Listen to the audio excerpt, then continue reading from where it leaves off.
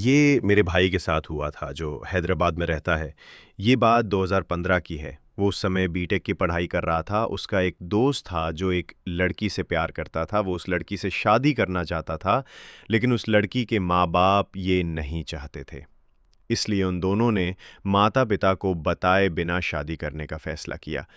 उस लड़के के भाई, मेरे भाई और कुछ दोस्तों की मदद से उन्होंने शादी की। उन दोनों को अपने व्यक्तिगत कारणों के कारण सभी के संपर्क से बाहर रहना पड़ा था। मेरे भाई ने सोचा कि शहर से बाहर रहना सबसे अच्छा होगा, इसलिए उन्होंने वहाँ एक कमरा ले लिया और वे उस जगह रहने लगे। उस जगह को कोई नहीं जानता था सिवाय मेरे भाई और उसके दोस्तों के।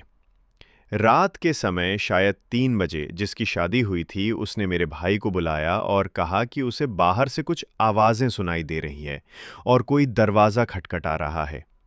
मेरे भाई ने उन्हें ये कहते हुए दिलासा दिया कि ये कोई जानवर होगा, क्योंकि ये शहर का बाहरी इलाका है। अगले दिन मेरा भाई उन दोनों के पास गया। उन्होंने कहा कि वे किसी गांव में जाना चाहते हैं और अगले दिन वे लौट आएंगे। इसलिए उन्हें बस में भेजने के बजाय मेरे भाई ने उन्हें अपनी कार दे दी। मैं ये बताना भूल गया कि मेरी माँ उस समय हैदराबाद में थी।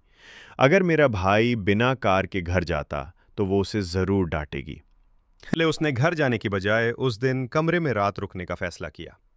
दोपहर को तो कुछ नहीं हुआ, लेकिन रात में जब वो बिस्तर पर लेटकर गाने सुन रहा था, तो उसे कुछ आवाज़ें सुनाई दी, जैसे कोई छत पर कूद रहा हो। उसने सोचा कि शायद ईयरफोन में कोई खराबी होगी और उसने इस बात को नज़रअंदाज कर दिया।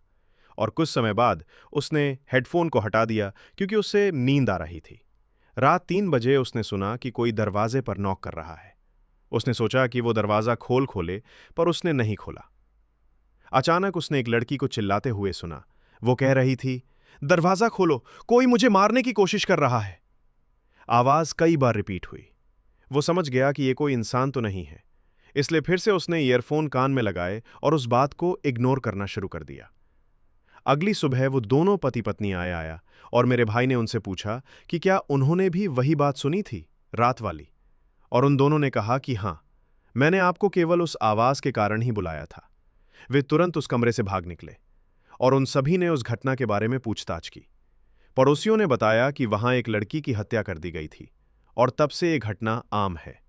उस जगह के सभी लोगों ने इस चीज का अनुभव किया और उस लड़की की आत्मा एक छलावे के रूप में सबको परेशान करती।